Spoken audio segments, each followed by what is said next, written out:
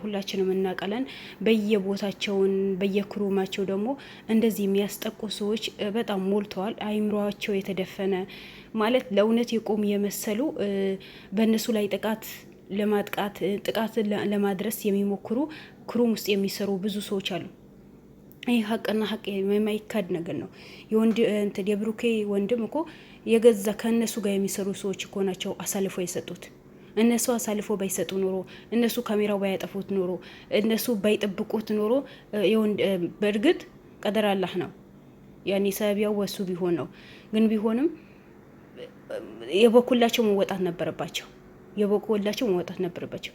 ትላንት እንዳየነው የአቤል ዋናው የተባለ በክሩሙ ዋና የተባለ አመኔታ ያለውን ሁሉ ነገር በድብቅ የሚሰበስብ ትላንት እንዳያችሁ ተጎተዋል። አንዱ ኮማ ውስጥ ነው የገባው። አንዱ ደግሞ እጅ ተሰብሮ ታሽጎ ጀርባውን በጣም ተጎቶ ነው እህቱ ወደ ቤት ከሐኪም ቤት አውጥታ ወደ ቤት የወሰደችው። አቤል በዚህ ጉዳይ ላይ በጣም ነቨር ሆኖ ነው የተናገረው ነበረው። ለምን እንደዚህ ነገር ታደርጋላችሁ? ለምን እንደዚህ ኃይለኛ ጉዳይ ሲያጋጥማችሁ ለምን ደውላችሁ ለምን አጠሩኝም? እኔ ምን እሰራለሁ? እኔ የምሰራው ስራ እናንተ ኃላፊነትና ወስዳችሁ መስራት የለባችሁ ነው ብሎ ነው የተናገረው ነበረው። ግን ማትኪያስ ምንድን ነው ያለው? አንተ ከምትጎዳ እኛ ብንጎዳ ይሻላል። አንተ የለህም ማለት እኮ ይሄ ኬስ ተደፈነ ማለት ነው። በእርግጥ ሉልም ብሩኬም ቢኖሩ ግን ዋናው አንተ ነህ። ስለዚህ አንተ ከምትጎዳ እኛ ብንጎዳ ይሻላል። ደግሞ ነገሩ እኛ ለመከታተል ነው እንጂ ሆነ ብለን ከነሱ ጋር ግጭት ውስጥ እንገባለን ብለን አልነበረም። ግን በመጨረሻ ይሄ ነገር ተከሰተ። እሱም ደግሞ እኛ እንደምንከታተላቸው እኛ ከነሱ ስር እንደምንሄድ የነገራቸው ሰው አለ። የሆነ ሰው የነገራቸው ሰው አለ። ምክንያቱም ባይነገራቸው ኖሮ እነዚህ ሰዎች አውቆ የሆነ ቅያስ ውስጥ ገብተው አይጠብቁንም ነበረ ነው ያለው። ይሄን 3 መኪና ቀያይር ነው የሄደው። በዛ በሶስቱ መኪና የሆነ የተደበቀ ጂፓስ የተደበቀ ካሜራ እንዳለ አሁን ተጠራጠርኩኝ። ምክንያቱም በመኪናችን ውስጥ የተደበቀ ካሜራ እንዳለ በካሜራ እንደሚከታተሉን ስላወኩኝ ነው ያለው። እሰቡት። ይሄ እነሱ መኪና ውስጥ ካሜራ እንዲደበቅ የሚያደርጉት ደግሞ የገዛ የብሩክ ማነው የአቤል ክሩም አባላቶች ናቸው። በየጊዜ ጥቃት ማድረስ በየጊዜ ትንሽ አይደብራቸውም? ከዚህ በፊት ኤልሚያስ የሚባል ልጅም እንደዚህ አበበን ለማስመለጥ ሞክረዋል። ከሱ ጋር ዋና ሆኖ የሰራ በሉል ላይ ወንጀል እንደሰራ ብር እንደተቀበለ የአቤልን ስራ ደግሞ ምንድነው አውቆ እንዳይሰራ አውቆ እንዲደፈን እንዳደረገ አድርጎን የተናገረው ነበረው። ግን ያ ሁሉ ከእውነት የራቀ ውሸት ነበር። ሉል መቼም ቢሆን የእውነት የሚሰራ ሰው ነው። ሉልም ሆነ ዘላለምም ሁሌ የእውነት የሚሰሩ ሰዎች ናቸው። አንድ ቀን የሰውን ነገር አስደስቷቸው፣ አንድ ቀን የሰውን ነገርን አስከፍቷቸው አያውቁም። እነሱ ሁሌ ለእውነት የሚቆሙ ጀግኖች ናቸው። ዘላለም ዛሬ ከዲኳሾ ቢወጣም አሁንም ያው በእውነት የሰራ ጀግና ነው። ትላንትም ዲኳሾ ላይ ደግሞ በእውነት የሚሰራ ጀግና ነበር። ምንም ነገር ወደ ኋላ ማያስቀረው ስራውና ስራው ብቻ በብር ማይታላሉ እስከ መጨረሻ ህይወታቸው የሚሰጡ ጀግኖች ናቸው። ግን እነሱ መስለው የነሱ መልክ ለብሰው ውስጣቸው ሌላ መልካቸው ሌላ አድርገው እነሱ ክሮም ውስጥ ገብተው እነሱ ስራ ውስጥ ገብተው እነሱ የሚያጠቁ ብዙ ሰራተኞች አሉ። እነሱ ወደ ኋላ ለመጣል የሚሞክሩ ብዙ ሰራተኞች አሉ። ለምን? ምክንያታቸው ራሳቸው ነው የሚያውቁት። ብር ይከፈላቸው አይኖ ብር ይከፈላቸዋል። ግን ለምን? በቃ ስራው ማይፈልጉት ከሆነ ስራው ርስቅ ያለው ስራ እንደሆነ በደንብ ጠቀው ያውቃሉ። የሚፈሩ ከሆነ ብር የሚያስፈልጋቸው ከሆነ ሌላ ቦታ ሄዶ መስራት። በእርግጥ ይሄ ስራ ሲሰሩ ብር አይከፈላቸውም? ይከፈላቸዋል። በወር ደሞዝ አላቸው። ግን አነሰን የሚሉ ከሆነ የሰውን ህይወት አትፍተው ነገ ጸጸት ውስጥ ከሚገቡ አይምሮዋቸው ከሚረበሻቸው ለምንድን ነው የእውነተኛ ሰው ሆነው እንደ ሉልና እንደ አቤል እንደ ብሩኬ እንደ ዘላለም ለእውነት ሆኖ ሰርተው ለምን አይኖሩ? ለምን በየጊዜ እነሱ ለማጥቃት ይነሳሉ? እነዚህ ሰዎች ምን በወጣቸው? አገራችን ወንጀል አይሰራ፣ አገራችን ለእውነት እንቁም፣ ህዝባችን መጎዳት የለበትም፣ እናቶች መጎዳት የለባቸውም፣ አባቶች መጎዳት የለባቸውም፣ በገዛ ንብረታቸው ደግሞ ጎዳና በመውጣት የለባቸውም ባሉ ንብረታቸው ባስመለሱ እነሱ እኮ የእውነት የቆሙ ሰዎች እኮ ናቸው። ለእውነት የሚሰሩ ሰዎች እኮ ናቸው። ለእውነት የሚሰራ ሰው ሀገራችን ላይ አይወደድም። ለምን እንደማይወደድ አላውቅም። ሁሌ እንቅፋት ይበዛበታል። ነገር ግን በጊዜው ይጎዳን እንጂ ሁሌ ወደፊት እንጂ ወደ ኋላ የሚናገር የለም። ለእምነት ለምን ብትሉኝ ለእውነትና ለእውነት ብቻ ስለሚቆሙ ውሸት የሚባል ነገር በህይወታቸው ስለማይኖር ሀቀኛ ስለሆኑ ነው እንጂ ሀቀኛ ባይሆኑ ኖሮ ስንት ብር ተከፍለዋቸው ነበር። እንዲሁ ሌላው ተውትና ማለት ነው። ሌላው ተውትና ማነው በመስፍን ኬዝ ላይ ልዑል የፈለከውን ያክል ሚሊዮን ብር እንስጥህና ከዚህ ኬዙ ከውጣ ተብሎ ነበር። ዘላለም ቢሆን እንደዛ ልዑል ከጠፋ በኋላ እኮ በዛ ኬዝ ላይ ዘላለም እጁ ያስገብቶት ነበር። የምታስታውሱ ከሆነ ለዘላለም ይህን ጥያቄ ቀርቦለታል። ከዚህ ኬዝ ውጡ፣ ይሄ ኬዝ ተውት፣ ለእኛ ተውት፣ እኛ የምንፈልገው ኬዝ ነው፣ እኛ ብር ፈላጊዎች ነን። ስለዚህ እናንተ ከዚህ ኬዝ ውጡ፣ የፈለጋችሁ ነገር ይሰጣችሁ ተብለው ነበር እኮ። እነሱ ግን አሻፈረን። እኛ ለእውነት ነው የምንቆመው እንጂ ለውሸት የሚቆም እምነትም ልብም አይምሮም የለንም። ነገ አይምሮአችን የሚሸውደን ነገር፣ ውስጣችን የሚወቅሰን ነገር፣ እንቅልፍ የምናጣበት ነገር፣ ነገ ቤተሰቦቻችን የምናጣበት ነገር፣ እኛ ዛሬ ደስተኛ ሆነን የሌላ ቤተሰብ ላይ ጎዳና መበተን እኛ አንፈልግም። ምንም አይነት ገንዘብ አንፈልግም። ለእውነት ቆመን ለእውነትን ለመስራት ነው የምንፈልገው ነው ያሉት የነበረው። ብዙ ጊዜ ዘላለምና ልዑል የምታስታውሱ ከሆነ በጣም ከባድ ኬዞች ነው የሚደርስባቸው። በነዛ ኬዞች በሙሉ የብር ድርድር ነበረባቸው። ብር ይሰጣችሁና ከዚህ ኬዝ ውጡ፣ ተውት። ልዑል የሆነ ጊዜ ፓራይዝ የሆነ ሰዓት በገዛ ሰራተኛው የተጎደለ ሰዓት፣ በዛ ሰዓት ደግሞ መጀመሪያ ውጣ፣ ከዚህ ኬዝ ውጣ፣ እኛ የፈለከው ብር እንስጥ፣ የፈለከው ስራ እናስጀምረ፣ ከፈለከኛ ድርጅት ላይ ተቀጥረ ስራ፣ ከዚህ ኬዝ ውጣ ተብሎ ነበር። ግን እሱ አልወጣም፣ እኔ ለእውነት ነው የምሰራው፣ እኔ አልፈልግም፣ ብር አልፈልግም። ብር በሰራ ኖሮ እኮ ትናንት ነጋዴም ነበርኩኝ፣ በሱ ያተርፍልኝ ነበር። ያተውኩት ንግድ ዛሬ ጀምሬም እኮ መስራት እችላለሁ። ብር በጉልበቴ ሰርቼ የማመጣው ነገር ነው።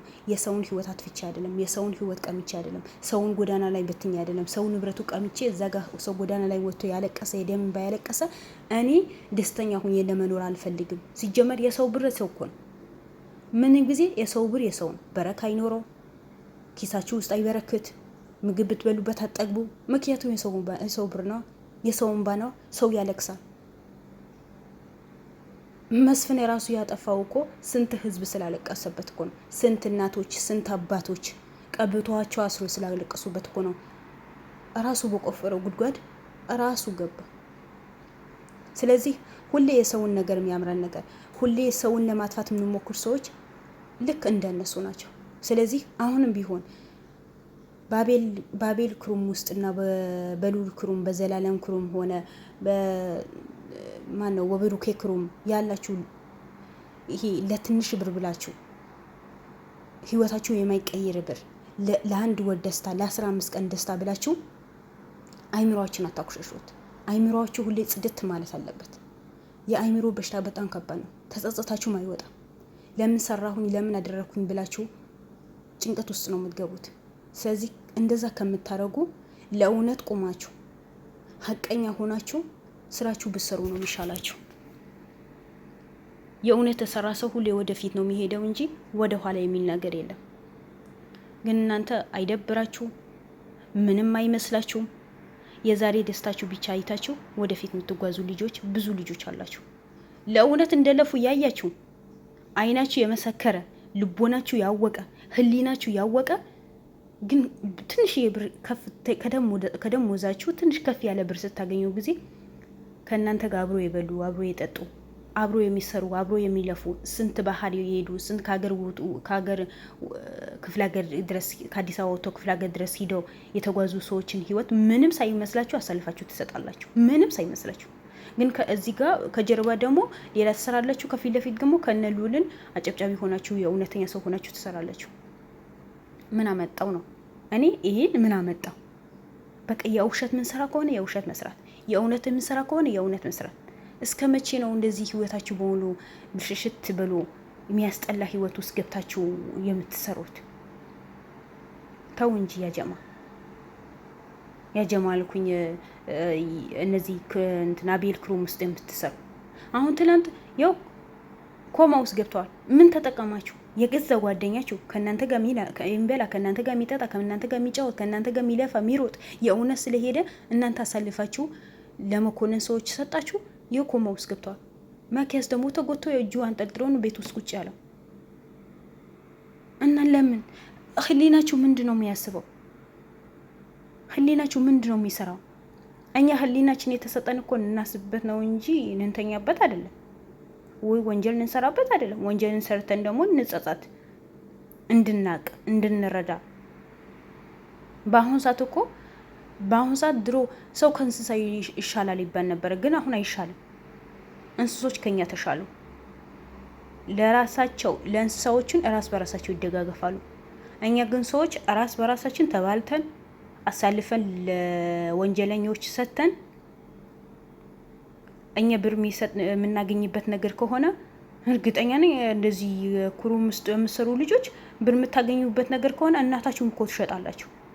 ይሄ እኮ ድርድር የሌለው መልስ እኮ ነው። ምንም አይነት ጥያቄ የሚጠየቅ ነገር እኮ አይደለም። እናንተ ብር አገኙበት፣ እናንተ ተደሰቱበት እንጂ ቤተሰባችሁ አሳልፋችሁ ትሰጣላችሁ። አንዳንዶቹ ደግሞ ስራቸው ሰርተው ተነስተው ቤተሰባችን እንዳይነካብን ለቤተሰቤ ብዬ ነው። የእናንተ ቤተሰብ የምትወዱ ከሆነ የእናንተ ቤተሰብ ክብር ካላችሁ የእናንተ ቤተሰብ ምንም ነገር ሊነካባችሁ ማትፈልጉ ከሆነ የሰው ቤተሰብ ለምን ትነካላችሁ? ይሄ ሁሌ የኔ ጥያቄ ነው። ሰው ቤተሰቡ የሚወድ ከሆነ አንድ ሰው ቤተሰቡ የሚያከብር ከሆነ አንድ ሰው ለቤተሰቡ የሚጨነቅ ከሆነ ለሰው ቤተሰብ ለምን ይነካል ነው። ሌላ ቤተሰብ ያሉ ሰዎች ለምን ይነካሉ? እነሱ ሰዎች አይደሉም ወይ? ጎደሎ ናቸው ወይ? እንዴ ከሰው እኮ ነው የተፈጠሩት። ከባህር ተለቅመው አልመጡም ወይ? ከጫካ ተለቅመው አልመጡም ወይ? ከእንጨት አይደለም የተፈጠሩት ወይ ከእንስሳ አይደለም የተፈጠሩት። ከሰው እኮ ነው የተፈጠሩት። ሰው እናት አባቱ የሚወድ ከሆነ ሰው እህት ወንድሙ የሚያከብር ዘመዱ የሚያከብር ከሆነ የማንም ቤተሰብ አይነካም፣ ያከብራል። ለምን እኔ አባቴ ቢነካብኝ ደስ ማይለኝ ከሆነ በሌላ ሰው አባት ላይ ምንም ነገር የሚያስከፋ ነገር አልሰራም። ለምን እሱም አባት እንደሆነ ለእኔም አባት እንደሆነ እሱም አባት ነው። እሱም ላይ ምንም ነገር ሲደረግ ልጆቹ ደስተኛ ላይ ሆኑ እሱ ደስተኛ ላይ ሆን ይችላል። ስለዚህ ለምንድን ነው የሆነ ነገር አድርጋችሁ ትነሱና ቤተሰቦቼ እንደምንም እንዳይነኩ ምንጠለል አድርጉኝ ላዋላ ትላንት በሰው ቤት ላይ እንደዚህ ወንጀል የሰራችሁ እንደዚህ አሳልፋችሁ የሰጣችሁ ኮማ ውስጥ እንዲገቡ እንዲገደሉ ጉዳት እንዲደርስባችሁ ስታደርጉ ጊዜ የኔ ወንድም ቢሆንስ እኔ ቢሆን ብላችሁ ሳታስቡ ቀርታችሁ ነው። አይምሮአችሁ ሙሉ በሙሉ በብር ነው የተሸፈነው። ይሄ አይምሮአችሁ እኮ ፈጣሪ እኮ ነው የሰጣችሁት። እሱ በብር አይደለም የሰራችሁ፣ በጥበቡ ሰርቶ ከእናታችሁ ሆድ የወጣችሁ ሰዎች እኮ ናችሁ። መቼም እናታችሁ ሆድ ብር አይደለም ያለው ስጋ ከብጣር ስጋ የተፈጠራችሁ ሰዎች ናቸው። ስለዚህ እናንተ ለምንድነው አይምሮአችሁ ፈጣሪ በትክክል እንዲያስብ እንዲሰራበት የሰጣችሁ ፈጣሪያችሁ አይምሮአችሁ ለምንድነው በብር የምትሸፍኑት? ለምን አይምሮአችሁን ይቆሻል? ለምንድነው ለእውነት ማትቆሙት?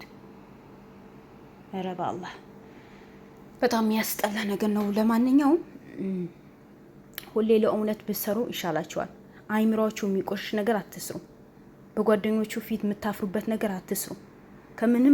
ከምንም በላይ ማፈር የሚባል ነገር እኮ የለም። የሚያስጠላ ባህሪ ጓደኛን መካድ፣ ጓደኛን አሳልፎ መስጠት፣ እንደሱ የሚያሳፍር ነገር የለም። እንደሱ ደግሞ ልብ የሚሰብር ነገር የለም። በገዛ ጓደኛ መከዳት፣ በቅርብ ሰው መከዳት በጣም ከባድ እኮ ነው።